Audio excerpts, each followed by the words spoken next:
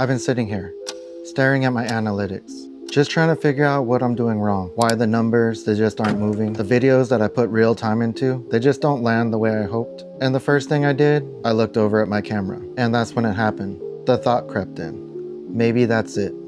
Maybe that's the problem. So I did what any creator does at 11 p.m. at night when they're frustrated. They go online. I started looking at new cameras, found one that I liked. I even had it in my cart. I stopped because in my heart, I already knew it's never the camera. Here's what I've come to believe after making well over 300 videos. People don't click on a video because of your image quality. They don't stay because your color grade was cinematic. They don't share it because you had the right lens. They stay because of a story. They share it because something you said made them feel less alone. And honestly, that's what I want to break down today. There's 3 things that I ask myself now before I ever hit record. It's not the camera settings, not lighting. It's just 3 simple questions that I think are at the heart of every video worth watching. So the first question that I always ask myself, has anyone else ever experienced something like this? They don't need to have experienced it exactly, but has somebody felt something or been in a similar situation where they can relate? If the answer is yes, then you know that there's someone out there that's willing to hear your message or actually needs to hear your message, which pretty much ensures that you have an audience. And the hardest part about that is if it's something personal, maybe it's something like you feel like you're stuck in life, you feel like you're behind everyone else, maybe everyone has life all figured out. The hardest part about those kind of videos are really having enough courage to say something about it. And once you know someone else feels it, you have to decide what you want them to do with that feeling. So when most people make a video, they think to themselves, what do I want to say?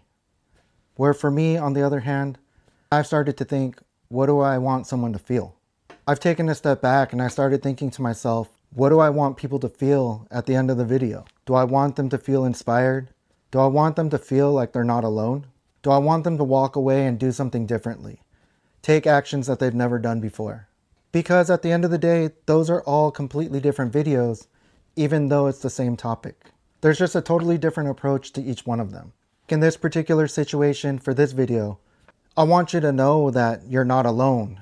Just like most creators out there, it's a lot easier for us to blame our equipment rather than something that we're doing, because at the end of the day, we're already trying so hard. And sometimes, even though you try, those results just aren't apparent. Sometimes you get discouraged, and it's understandable not to blame yourself or not to blame the things that you're doing. It's definitely a lot easier to just go and buy a camera.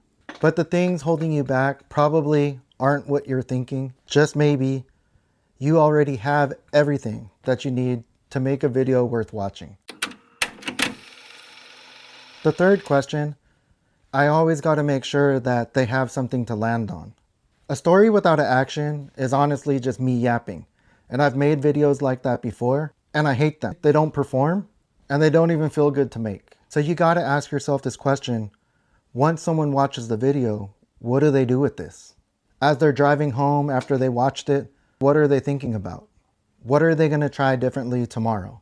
It doesn't have to be a 5-step plan. It could just be one idea, one actionable step that they can do to help them progress to the next step. It's just one question or thought, maybe an idea that they didn't have prior to them pressing play. For me, especially with this video, it was a reminder to myself, before I buy anything, before I press add to cart, is it going to help with my story? A better camera with nothing to say is honestly just a better camera sitting on my shelf.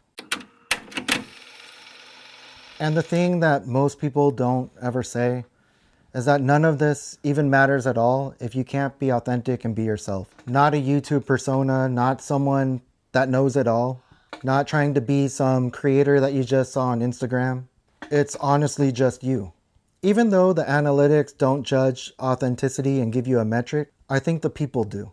Because people are the ones that watch videos, they're the ones that share them, they're the ones that tell their friend the next day at work. Because something you said hit them at the right moment in their life, and you were the right messenger for it.